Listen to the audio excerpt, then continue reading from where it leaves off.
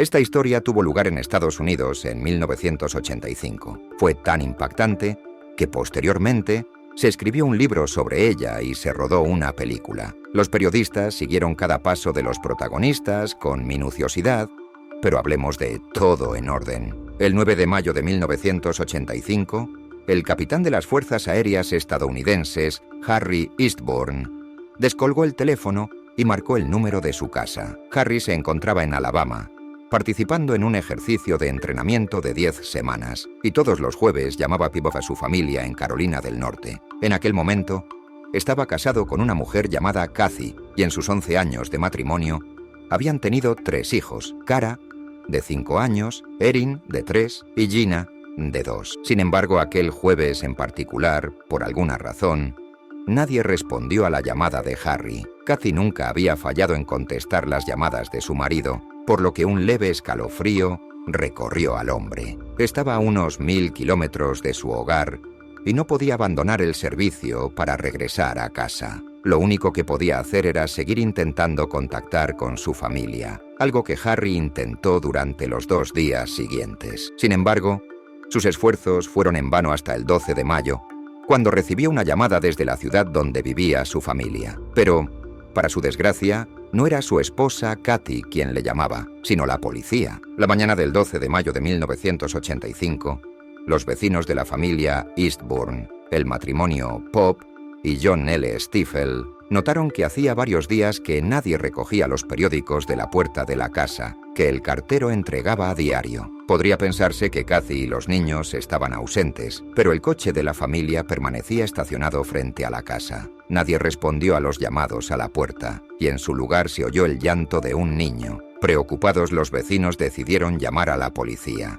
Una patrulla llegó al lugar, entró en la casa a través de una ventana y encontró a Gina, de 2 años, en el suelo cerca de su cuna. La niña parecía exhausta. Los médicos que llegaron comprobaron que su cuerpo estaba deshidratado. De haber pasado solo 3 horas más, Gina podría haber muerto. La niña tuvo suerte en 2 sentidos. En primer lugar, porque los vecinos la oyeron llorar y, en segundo lugar, porque fue la única superviviente de la casa. En la planta baja de la casa, la policía encontró una escena aterradora. En un dormitorio estaban Cara, de 5 años, y Erin, de 3, tendidas en el suelo junto a la cama. Ambas habían sufrido múltiples puñaladas y tenían la garganta cortada. En la cama estaba su madre, Kathy, también degollada y con 15 puñaladas. Kathy estaba prácticamente desnuda. En el suelo se encontraban sus pantalones y ropa interior, que habían sido retirados y cortados con un cuchillo. A partir de las pruebas encontradas, la policía reconstruyó el siguiente escenario. Todo comenzó cuando alguien llamó a la puerta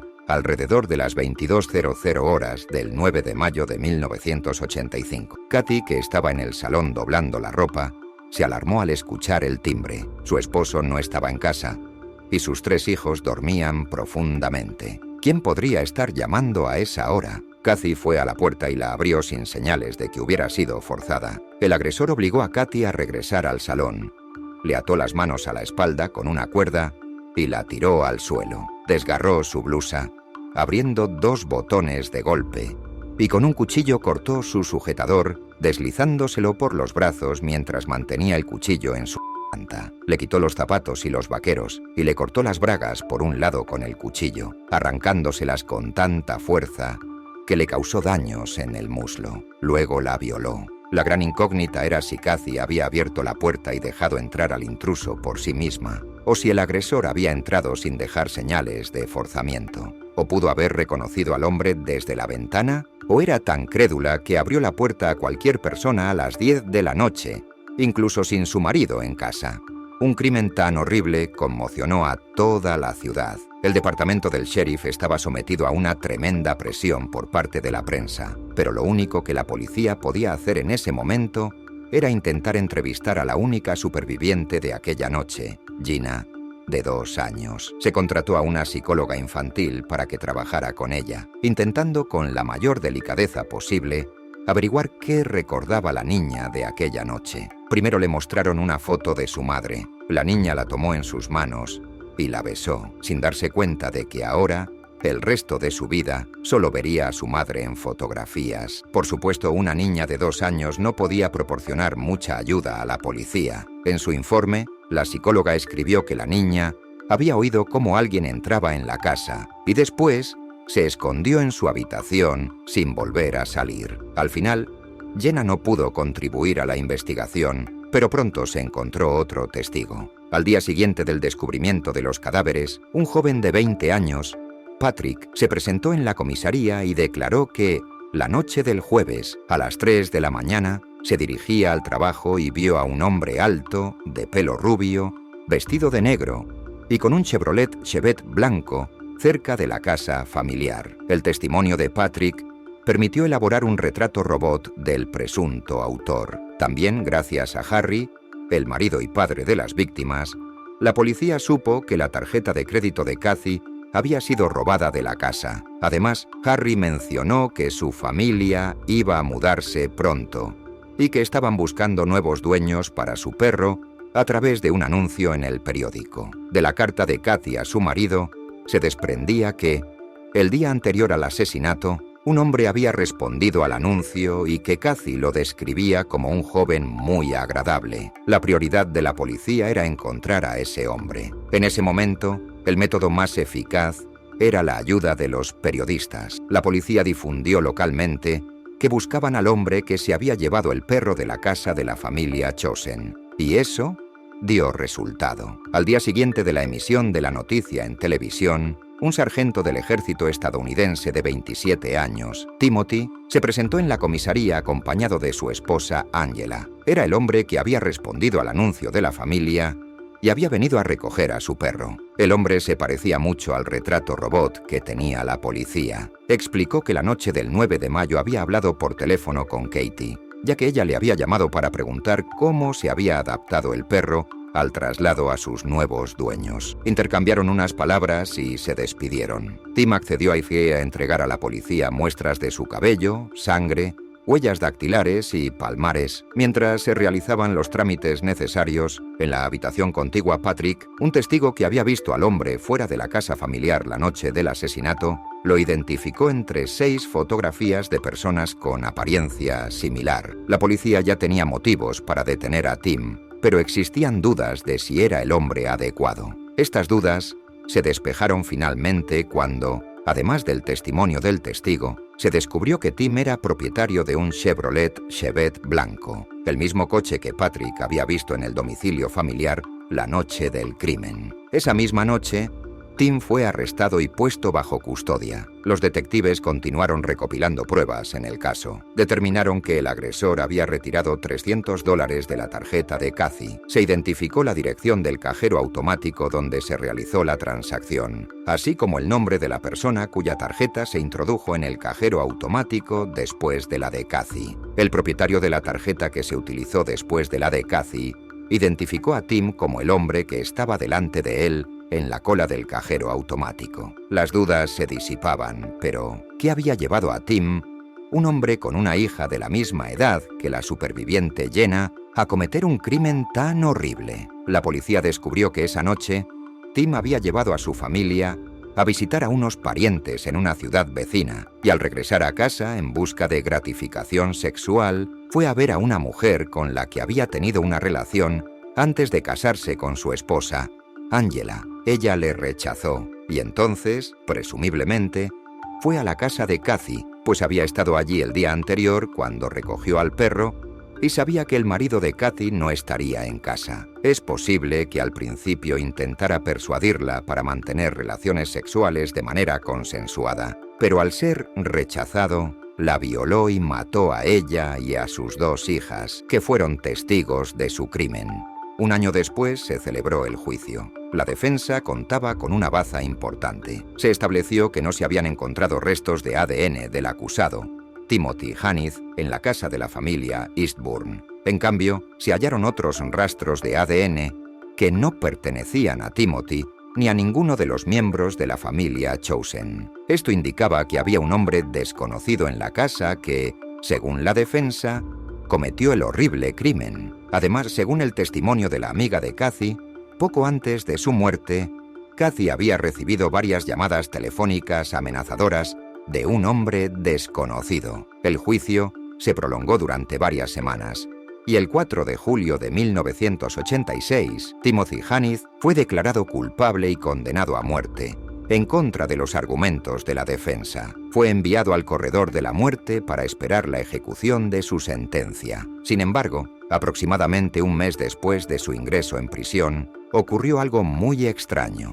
En un momento dado, Timothy Hannith recibió una carta que decía: «Estimado señor Hannith, he cometido un crimen. He matado a la familia Chosen. Lamento que esté pagando el precio. Estaré a salvo lejos de Carolina del Norte cuando lea esto. Gracias, señor Hannith. Atentamente, señor X». El verdadero asesino seguía en libertad. El criminal había dejado a la policía sin pistas. Aunque se dieron cuenta de que podrían haber cometido un error, el misterioso señor X no había dejado ninguna evidencia que llevara a su identificación y la búsqueda no había tenido éxito. Sin embargo, Tim Hannith mantenía la esperanza de que se celebrara un nuevo juicio. Todo dependía del abogado defensor, quien solo logró conseguir un nuevo juicio después de 3 años de prisión para Tim. La línea de acusación se mantuvo, pero esta vez la defensa de Tim tenía varios ases bajo la manga. En particular, se presentó al jurado que el principal testigo de la acusación,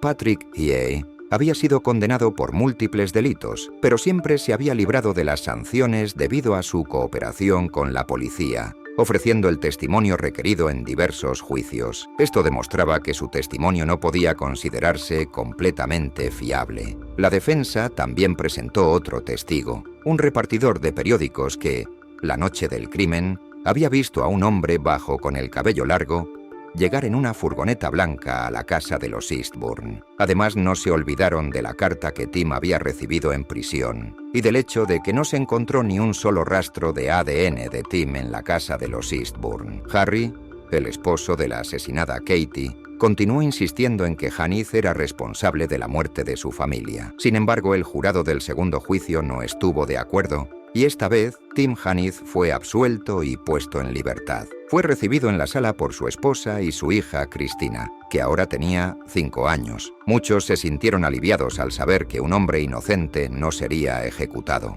3 años después de su liberación, Tim y su esposa tuvieron un hijo, Andrew. Tim se reincorporó al ejército y participó en varias operaciones de combate en Irak y Somalia, por las que recibió varias condecoraciones. En 2004 su carrera en el ejército llegó a su fin. Se retiró con el grado de sargento primero. Su historia impresionó tanto a los estadounidenses que se escribió un libro titulado Víctimas Inocentes y también se rodó una película de bastante éxito, en la que el papel de Tim fue interpretado por John Corbett. Harry Eastbourne, el hombre que perdió a casi toda su familia, se trasladó con su hija superviviente, Gina, a una base de las Fuerzas Aéreas estadounidenses cerca de Londres. En 1991, se casó con una enfermera inglesa que se convirtió para Gina en la figura materna que llamaría mamá el resto de su vida. Pero, ¿quién resultó ser el villano en esta compleja historia? ¿Quién tuvo la crueldad de cometer un crimen tan terrible? ¿Y quién fue el autor de la carta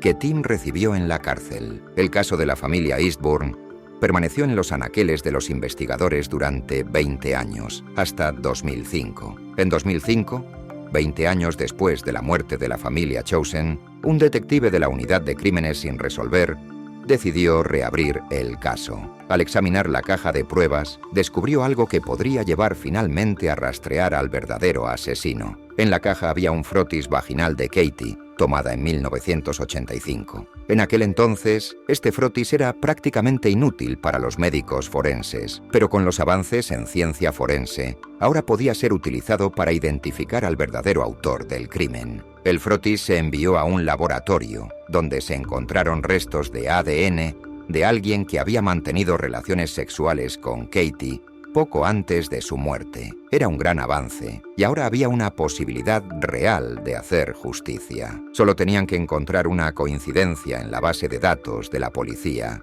y lo hicieron. Para sorpresa de muchos, el verdadero culpable había estado bajo las narices de la policía todo este tiempo. El semen en la muestra de Katie pertenecía a Tim Hannith. Fue una verdadera conmoción para todos. Parecía que, por fin, Harry y la superviviente Gina tendrían una oportunidad de conseguir justicia. Sin embargo, a pesar de las pruebas contundentes, surgía un problema: la ley estadounidense. De acuerdo con ella, una persona que ha sido absuelta y ha tenido éxito en una apelación no puede ser juzgada de nuevo por el mismo delito. En Estados Unidos, prácticamente no existían precedentes de este tipo, por lo que el fiscal tuvo que buscar una solución a esta situación.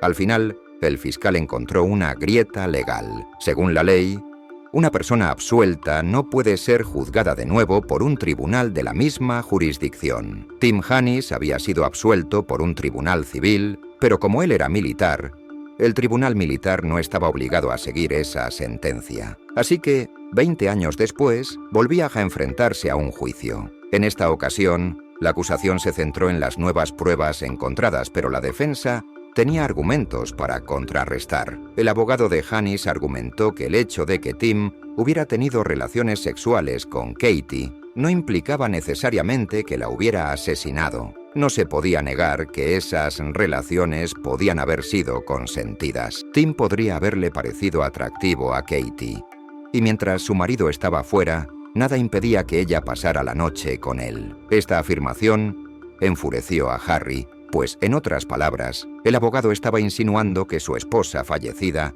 había sido infiel. Además, el abogado resaltó que el almacén donde se guardaban las pruebas no tenía buena reputación. 5 años antes, uno de los guardias había robado un arma de allí, y el abogado argumentó que la reputación del almacén comprometía la integridad de las pruebas. Pero lo más relevante era que, si Tim Hannis había matado a Katie y a sus hijas, ¿cómo era posible que no hubiera dejado ningún rastro de su ADN en la casa? Ni huellas dactilares, ni pelos, ni ningún otro indicio en los cuerpos de las víctimas. ¿Cómo podía un hombre que cometió un crimen tan atroz haber vivido los siguientes 20 años como un ejemplar padre de familia? Sin embargo, estos argumentos no convencieron al jurado, y en agosto de 2007, Tim Hannis fue condenado a muerte por segunda vez en su vida. Para gran sorpresa de Harry, descubrió que durante los últimos años, Tim Hannis había estado viviendo a solo 30 minutos a pie de la casa de su hija superviviente, Gina. Actualmente, Tim Hannis se encuentra en el corredor de la muerte y continúa intentando demostrar su inocencia. Sin embargo, hasta ahora, sus numerosas apelaciones han sido infructuosas. La opinión pública se ha dividido en 2 bandos. Algunos creen firmemente en la culpabilidad de Tim por el asesinato de Katie y sus hijas, mientras que otros consideran que es prácticamente imposible que Timothy haya estado en la casa de Katie sin dejar ningún rastro de ADN, lo que ha llevado a muchos a cuestionar seriamente su culpabilidad.